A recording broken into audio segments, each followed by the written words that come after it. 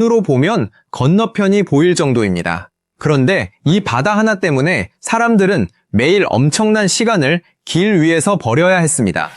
다리를 건너려 해도 막히고 배를 타려 해도 기다려야 하고 도시의 교통은 늘 숨이 막혔습니다. 그런 이스탄불의 오래된 꿈이 있었습니다. 유럽과 아시아를 바다 밑으로 곧장 이어버리는 길, 날씨와 파도에 흔들리지 않고 배의 운항을 막지 않고 도시의 교통을 단번에 바꿀 수 있는 길. 말은 쉽지만 실현은 거의 불가능에 가까웠습니다. 왜냐하면 그 바다는 평범한 바다가 아니었기 때문입니다. 가장 깊은 곳의 수심은 무려 110m에 이르렀고 위에서 누르는 물의 압력은 상상을 초월했습니다. 게다가 이스탄불은 지진 위험이 있는 지역입니다. 깊고 물살이 세고 배가 끊임없이 오가고 땅까지 흔들릴 수 있는 곳. 세계적인 건설사들도 쉽게 나서기 어려운 조건이었습니다. 그런데 이 일을 해낸 나라가 있습니다. 바로 한국입니다. 한국의 건설사가 이 바다 밑을 뚫고 유럽과 아시아를 자동차로 15분 만에 오갈 수 있는 길을 만들어냈습니다. 더 놀라운 것은 이 터널이 단순한 해저 터널이 아니라는 점입니다. 위층과 아래층으로 나뉘어 자동차가 다니는 세계 최초의 복층 해저 도로 터널이었습니다. 바다 밑에 길 하나를 낸 것도 어려운데 그 안에 2층짜리 도로를 만든 겁니다. 마치 지하에 고층 도로를 넣어놓은 것과 같은 일이었습니다. 도대체 어떻게 이런 일이 가능했을까요? 수심 110m 바다 밑에서 어떻게 물 한 방울 없이 길을 만들 수 있었을까요? 그리고 왜 세계는 이 공사를 통해 한국 건설 기술을 다시 보기 시작했을까요? 오늘은 그 비밀을 처음부터 차근차근 풀어보겠습니다. 먼저 해저 터널이 왜 무서운 공사인지 알아야 합니다. 산을 뚫는 터널도 어렵습니다. 안반이 무너질 수 있고 지반이 약하면 사고가 날 수 있습니다. 하지만 바다 밑 터널은 차원이 다릅니다. 산에서는 무너져도 공기가 있습니다. 대피할 길을 만들 수 있습니다. 하지만 바다 밑에서는 작은 균열 하나가 생겨도 그 틈으로 바닷물이 밀고 들어옵니다. 물은 기다려주지 않습니다. 한 번 길을 찾으면 순식간에 퍼지고 압력이 높을수록 그 힘은 더 무섭습니다. 머리 위 바닷물이 수십 미터, 100m 넘게 쌓여 있다고 생각해 보십시오. 그 무게를 견디며 길을 낸다는 것은 한 나라의 기술력과 경험을 시험하는 가장 혹독한 무대입니다. 특히 보스포루스 해협은 더 까다로웠습니다. 이곳은 단순히 바다 밑을 파기만 하면 되는 곳이 아니었습니다. 세계적인 선박들이 계속 지나가는 길목이었고 이스탄불이라는 거대한 도시의 심장부였습니다. 공사 중에 큰 사고가 나면 단순한 건설 사고로 끝나지 않습니다. 도시 교통, 해상 교통, 국제 물류까지 흔들릴 수 있습니다. 게다가 지진을 견뎌야 했습니다. 터널은 완공되는 순간만 안전하면 되는 것이 아닙니다. 수십 년 동안 사람과 차가 매일 지나다니는 길이어야 합니다. 그러니 설계부터 시공까지 한치의 실수도 허용되지 않았습니다. 이런 곳을 뚫기 위해 등장한 것이 바로 거대한 터널 굴착기입니다. 사람들은 이 기계를 흔히 두더지라고 부릅니다. 땅속을 파고 들어가며 길을 만드는 거대한 금속 두더지입니다. 하지만 우리가 상상하는 작은 기계가 아닙니다. 아파트 몇 층 높이에 맞먹는 거대한 몸집, 수천 톤에 이르는 무게, 앞쪽에는 바위를 갈아내는 거대한 원형 칼날이 달려 있습니다.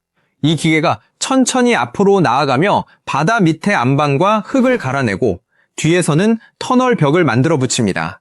앞에서는 땅을 뚫고 뒤에서는 길을 완성하는 겁니다. 그런데 여기서 중요한 사실이 하나 있습니다. 이런 거대한 기계를 가지고 있다고 해서 누구나 해저 터널을 만들 수 있는 것은 아닙니다. 아무리 좋은 수술칼이 있어도 아무나 심장 수술을 할 수 없는 것과 같습니다. 기계는 돈을 주고 살 수 있습니다. 하지만 그 기계를 수심 110m의 바다 밑 강한 압력과 지진 위험 속에서 사고 없이 다루는 능력은 돈으로 살 수 없습니다. 그것은 현장에서 쌓은 경험, 계산, 판단, 그리고 수많은 기술자의 손끝에서 나오는 능력입니다.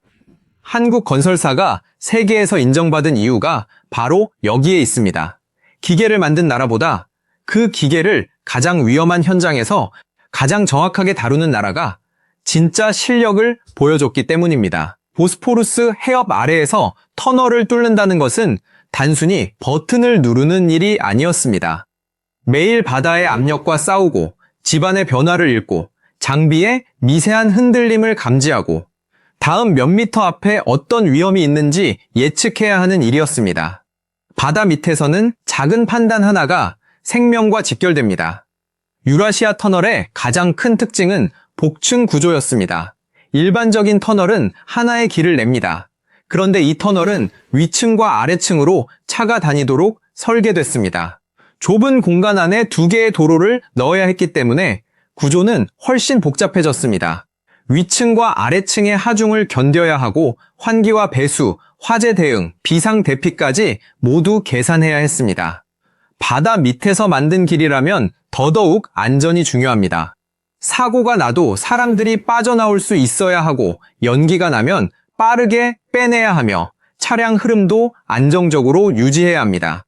생각해 보십시오. 깊은 바다 밑에 길을 만들고 그 안에 또 층을 나누고 그 위아래로 차가 달리게 만드는 일입니다.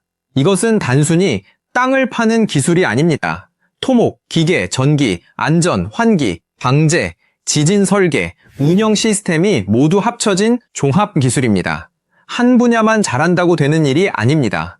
터널을 뚫는 사람, 콘크리트를 설계하는 사람, 장비를 다루는 사람, 지반을 분석하는 사람, 교통 흐름을 계산하는 사람, 안전 시스템을 만드는 사람이 모두 하나처럼 움직여야 합니다.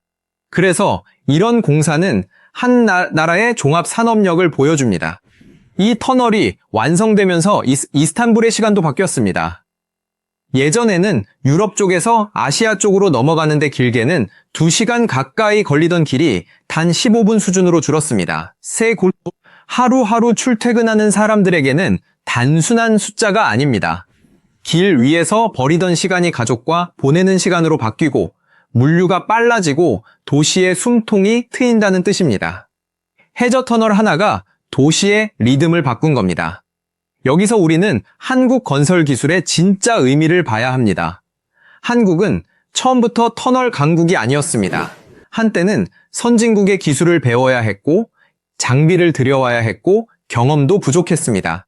하지만 한국은 포기하지 않았습니다. 국내에서 가장 어려운 바다를 뚫고 섬과 육지를 잇고 물이 새지 않는 터널을 만들며 경험을 쌓았습니다. 부산과 거제를 잇는 해저 구간에서 침매 터널을 만들었고 보령에서는 바다 및 안반을 발파하며 길을 냈습니다.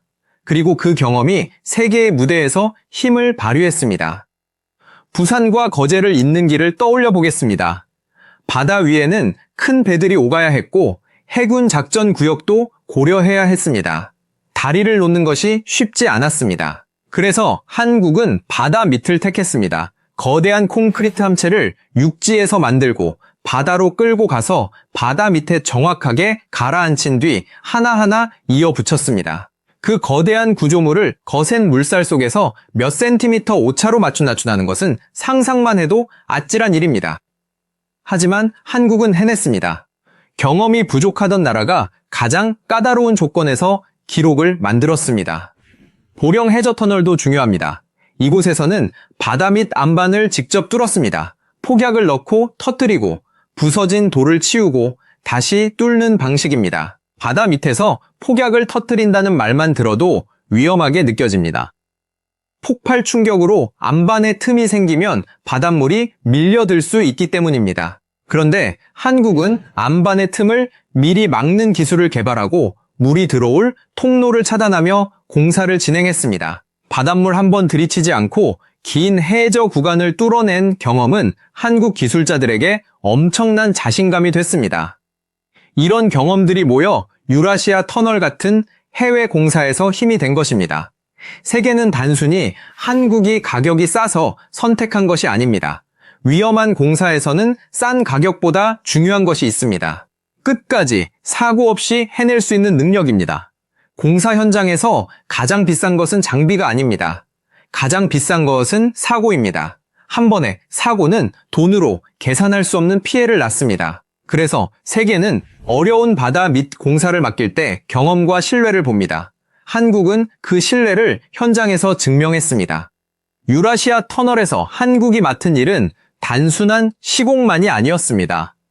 이 사업은 자금을 조달하고 건설하고 완공 후 운영까지 이어지는 복잡한 프로젝트였습니다. 쉽게 말해 남이 시키는 대로 땅만 파는 하청이 아니라 사업 전체를 설계하고 책임지는 역할이었습니다. 이것은 한국 건설사의 위상이 달라졌다는 뜻입니다. 과거에는 기술을 배우러 가던 나라였지만 이제는 세계적인 도시의 핵심 인프라 사업을 맡아 완성하는 나라가 된 것입니다. 이 점이 중요합니다. 건설 기술의 진짜 힘은 콘크리트만 잘 붙는 데 있지 않습니다. 돈을 끌어오고 위험을 계산하고 공정을 관리하고 현장을 통제하고 완성된 시설을 운영하는 전체 능력에 있습니다. 터널 하나는 수많은 계약과 기술과 사람이 얽힌 거대한 생명체와 같습니다. 그 전체를 움직일 수 있어야 세계 시장에서 인정받습니다. 유라시아 터널은 한국 건설사가 바로 그 단계로 올라섰다는 상징이었습니다. 그리고 이 경험은 또 다른 무대에서도 이어졌습니다. 영국 런던의 템스강 아래 공사입니다. 영국은 근대 토목의 본고장입니다. 세계 최초의 해저 터널과 지하철이 등장한 곳입니다. 터널이라는 분야에서 영국은 원조 중의 원조라고 할 수 있습니다. 그런 나라가 자기 수도의 심장부, 템스강 아래 중요한 공사에 한국 건설사를 참여시켰습니다. 이것은 단순한 해외 수주 이상의 의미가 있습니다. 기술을 배우던 나라가 기술의 원조에게 실력을 인정받은 순간이기 때문입니다. 물론 한국이 모든 것을 완벽하게 갖춘 것은 아닙니다. 여기서 냉정하게 봐야 할 부분도 있습니다. 초대형 터널 굴착기, 이른바 TBM 분야에서는 아직 독일과 같은 선진 장비 기업들이 강합니다. 한국이 세계적인 해저 터널을 뚫었다고 해서 그 거대한 기계까지 모두 한국이 만든 것은 아닙니다. 어떤 장비는 외국산이었고 어떤 핵심 기술은 아직 더 따라잡아야 합니다. 또한 중국은 엄청난 공사 물량과 자금을 바탕으로 TBM 시장에서 빠르게 성장하고 있습니다. 한국이 방심하면 안 되는 이유입니다. 하지만 그렇다고 한국의 성취가 작아지는 것은 아닙니다. 기계를 만드는 능력과 기계를 다루는 능력은 서로 다릅니다. 한국은 어려운 현장에서 기계를 운용하고 집안을 읽고 안전하게 완공하는 능력을 세계에 증명했습니다. 그리고 이제는 빌려 쓰던 장비까지 우리 손으로 만들기 위한 도전에 들어가고 있습니다. 만약 한국이 해저터널 설계와 시공 능력에 더해 초대형 굴착기 기술까지 갖추게 된다면 그때는 진짜 완전한 해저터널 강국으로 올라설 수 있습니다. 생각해보면 한국 산업은 늘 이런 길을 걸어왔습니다. 처음에는 배워야 했습니다. 자동차도 그랬고 조선도 그랬고 반도체도 그랬습니다. 처음에는 외국 기술을 들여오고 부품을 사오고 시행착오를 겪었습니다. 하지만 시간이 지나면 한국은 그 기술을 자기 것으로 만들었습니다. 그리고 어느 순간 세계가 한국 제품을 사러 오기 시작했습니다. 해저터널도 같은 길에 서 있습니다. 처음에는 공법을 배우고 장비를 들여왔지만 이제는 세계의 어려운 바다를 뚫고 다음에는 그 장비까지 만들겠다는 단계로 나아가고 있습니다. 수심 110m 바다 밑을 뚫었다는 말은 단순한 기록이 아닙니다. 그것은 한국 기술자들이 어떤 환경에서도 길을 찾아내는 사람들임을 보여줍니다. 깊으면 깊은 대로, 물살이 세면 센 대로, 지진 위험이 있으면 그 위험까지 계산해 길을 냅니다. 남들이 어렵다고 망설이는 곳에서 한국은 공법을 찾고 장비를 조정하고 안전 시스템을 세우며 결국 길을 만들어냅니다. 이것이 한국 건설 기술의 힘입니다. 그리고 해저터널의 가치는 기록보다 사람들의 삶에서 더 크게 나타납니다. 보령 해저터널이 섬 아이들의 통학길을 바꿨듯이 유라시아 터널은 이스탄불 시민들의 시간을 바꿨습니다. 길 하나가 생기면 병원에 가는 시간이 줄고 출퇴근이 쉬워지고 가족이 함께 보내는 시간이 늘어납니다. 도시와 도시가 가까워지고 섬과 육지가 이어지고 대륙과 대륙이 연결됩니다. 터널은 단순한 콘크리트 구조물이 아닙니다. 사람들의 하루를 다시 설계하는 길입니다. 그래서 해저터널을 만드는 일은 언제나 두 가지 의미를 가집니다. 하나는 기술의 승리입니다. 바닷물, 안반, 압력, 지진, 장비, 비용과 싸워 이겨야 합니다. 다른 하나는 생활의 변화입니다. 그 길을 지나가는 사람들은 복잡한 계산을 알지 못해도 됩니다. 그저 차를 타고 지나가면 됩니다. 하지만 그 무심한 통과 뒤에는 수많은 기술자의 밤샘과 판단과 책임이 숨어 있습니다. 우리가 아무렇지 않게 지나는 그 어두운 터널 하나가 사실은 한 나라의 기술력이 켜켜이 쌓인 결과입니다. 앞으로 한국의 도전은 더 커질 것입니다. 국내에서는 목포와 제주를 바다 밑으로 잇는 구상도 계속 이야기되고 있습니다. 실현된다면 세계적으로도 손꼽히는 거대한 해저 터널이 될 수 있습니다. 물론 비용도 엄청나고 기술적으로도 넘어야 할 산이 많습니다. 쉽게 말할 수 있는 일이 아닙니다. 하지만 한 가지는 분명합니다. 과거의 한국이었다면 상상조차 어려웠던 일을 이제는 기술적으로 검토하고 도전할 수 있는 나라가 됐다는 사실입니다. 바다 밑을 뚫는다는 것은 자연을 얕본다는 뜻이 아닙니다. 오히려 자연의 무서움을 가장 잘 아는 사람들이 가장 조심스럽게 길을 내는 일입니다. 수심, 110m의 압력, 바닷물의 힘, 지진의 가능성, 도시의 안전을 모두 계산해야 합니다. 그래서 이 분야에서 인정받는다는 것은 단순히 공사를 잘한다는 뜻을 넘습니다. 그것은 위험을 관리하는 능력, 보이지 않는 변수를 통제하는 능력, 수많은 사람의 생명을 책임지는 능력을 인정받는다는 뜻입니다. 오늘 이야기를 한 문장으로 정리하면 이렇습니다. 수심 110m 바다 밑에 세계 최초의 복층 해저 도로 터널을 만든 것은 단순한 건설 공사가 아니었습니다. 그것은 한국이 더 이상 남의 기술을 따라가는 나라가 아니라 세계에서 가장 어려운 바다 밑에 길을 내는 나라가 되었음을 보여준 사건이었습니다.